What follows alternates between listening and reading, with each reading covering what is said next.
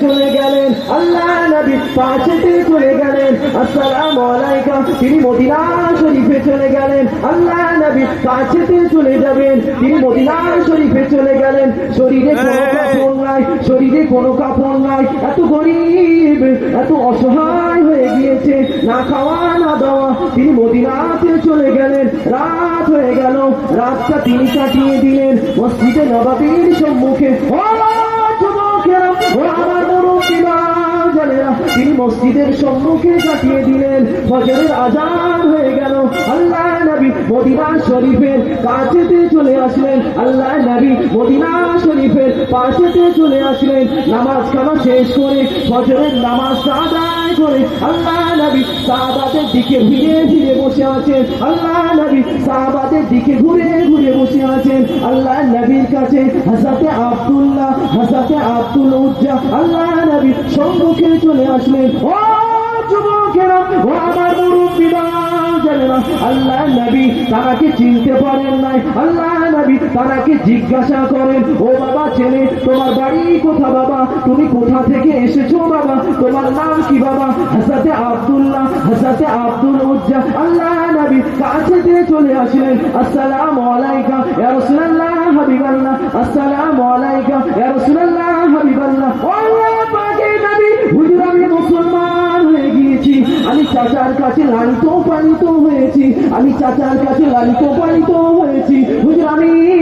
যখন মুসলমান হয়েছি আমার চাচার কাছে আমি যখন গিয়ে বললাম চাচা আমার কাছ থেকে সমস্ত রকম অর্থ সম্পদ ধন সম্পদ কেড়ে নিয়েছে ইয়া রাসূলুল্লাহ হাবিবাল্লাহ ইয়া রাসূলুল্লাহ হাবিবাল্লাহ আল্লাহ পাকের নবী হুজুর আমার কাছ থেকে সমস্ত রকম জিনিস কেড়ে নিয়ে আমার শরীরের জামাটাও কেড়ে নিয়েছে আমার কোহবানটাও কেড়ে নিয়েছে হুজুর আমার সমস্ত জিনিস নিয়ে নিয়েছে ইয়া রাসূলুল্লাহ হাবিবাল্লাহ হুজুর আমি কাঁদতে কাঁদতে আমার আম্মা জানের কাছে চলে গেলাম আমার আম্মা জান আমার এমন অবস্থা দেখে ও যুবকেরা আমার আম্মা জান এমন অবস্থা দেখে তিনি মুখে কাপড়টা দিয়ে চোখ ভরা পানি নিয়ে আমার দিকে ফিরতে ফিরতে আসে ও বাবা আব্দুল উজ্জা কি বাবা এমন করুণ অবস্থা কেন হযরতে আব্দুল উজ্জা তিনি কিছু বললেন না ও বাবা আব্দুল উজ্জা তোমার এমন করুণ অবস্থা কেন হযরতে আব্দুল উজ্জা তিনি কিছু বললেন না আম্মা জান চোখ ভরা পানি নিয়ে তিনি কাপড়টা নিয়ে নিজের সন্তানের কাছে ছুঁড়ে দিয়েছে নিজের সন্তানের কাছে দিয়ে দিয়েছে ও যুবকেরা ও আমার মুরব্বিরা জানেনা হযরতে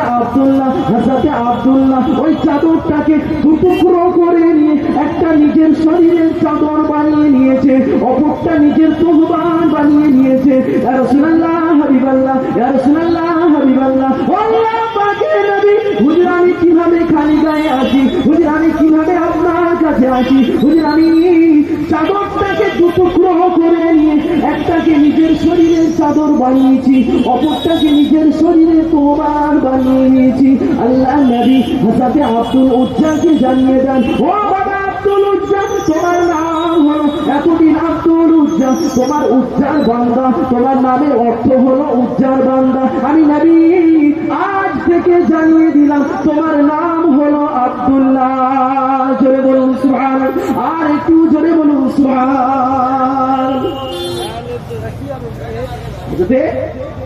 আব্দুল উজ্জা তিনি মুসলমান হয়েছে আল্লাহর নবীর কাছে আসবেন বলে চাচার কাছে জানিয়েছেন চাচার হৃদয়টা এতটা শক্ত চাচার হৃদয়টা এতটা পাষাণ তিনি নিজের ভাতিজার কাছ থেকে সমস্ত অর্থ সম্পদ কেড়ে নিয়ে নিজের শরীরের তোহবানটাও খুলে নিয়েছে যাতে আব্দুল উজ্জা মায়ের কাছে চলে গেলেন একটা তোহবান নিয়ে একটা চাদর নিয়ে টুকরো করে নিয়ে তিনি আল্লাহর রাসূলের কাছে আসলেন আল্লাহর রাসূল তার নাম দিলেন যাই আব্দুল উজ্জা তুমি উজ্জার বান্দা না তুমি আল্লাহর বান্দা তোমার নাম হলো আজ থেকে আব্দুল্লাহ আব্দুল উজ্জা তিনি জানিয়েছিলেন ইয়া রাসূলুল্লাহ ইয়া হাবিবাল্লাহ হুজুর একটু দোয়া করে আমি আব্দুল উজ্জা যেন ইসলামের জন্য শহীদ হতে পারি আল্লাহ পাক তিনি হাতটা তুলে দোয়া চেয়েছিলেন আল্লাহর নবী তিনি হাতটা পেতে দোয়া চেয়েছিলেন আল্লাহ আপনার বান্দা আব্দুল উজ্জার জন্য শরীরের রক্তটা কাফেরদের জন্য হারাম করে দেন। জোরে বলুন সুবহানাল্লাহ। যেমন দোয়া চেয়েছিলেন হযরতে খালিদ বিন ওয়ালিদ, যেমন দোয়া চেয়েছিলেন হযরতে খালিদ বিন ওয়ালিদ, তিনি আল্লাহ নবীর কাছে বলেছিলেন, ইয়া রাসূলুল্লাহ, ইয়া হাবিবাল্লাহ, হুজুর একটু দোয়া করে আমি খালিদ বিন ওয়ালিদ যেন ইসলামের জন্য শহীদ হতে পারি। আল্লাহ রাসূল জানিয়েছিলেন, এই খালিদ বিন ওয়ালিদ,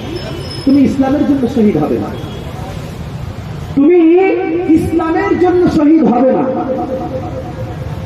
আল্লাহ নবীর কাছে আবার খালিদ বিন ওয়ালিদ প্রশ্ন করলেন, ইয়া রাসূলুল্লাহ, ইয়া হাবিবাল্লাহ, হুজুর কি জন্য হব না? আল্লাহ নবী শুনিয়ে দেন, ও যুবকেরা, ও আমার মুরব্বিরা,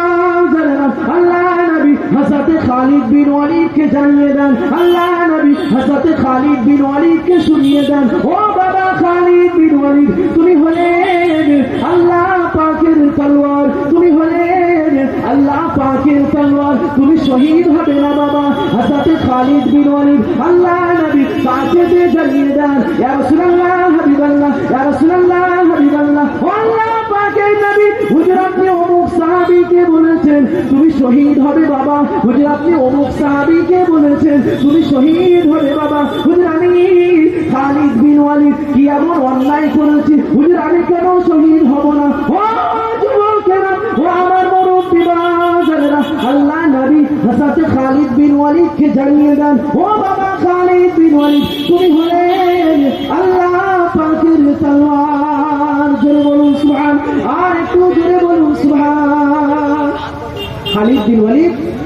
তুমি ইসলামের জন্য শহীদ হবে না। আল্লাহ পাক তোমাকে এতটা শক্তি দিয়েছে, আল্লাহ পাক তোমার নাম দিয়েছে সাইফুল্লাহ। সাইফুল শব্দের অর্থ হলো তলোয়ার। তোমার তলোয়ারের আঘাতে হাজার হাজার কাফের দুনিয়া থেকে মিটে যাবে, তুমি কোনো কাফেরের কাছে শহীদ হবে না। আল্লাহ নবীর এক একটা সাহাবীর জীবনী করলে নিজের জীবনটা পরিবর্তন হয়ে যাবে। যাই হোক, আমি দীর্ঘায়িত করবো না, আমার ভাই এসেছে। আল্লাহ পাক আমাদের সকলকে আল্লাহর রাসূলের নীতি আদর্শের উপরে চলাফেরার তৌফিক এনায়েত করেন। সকলে বলেন আল্লাহুম্মা আমিন। সকলে মহব্বতের সাথে দরুদ শরীফ পড়েন, আল্লাহুম্মা সাল্লি আলা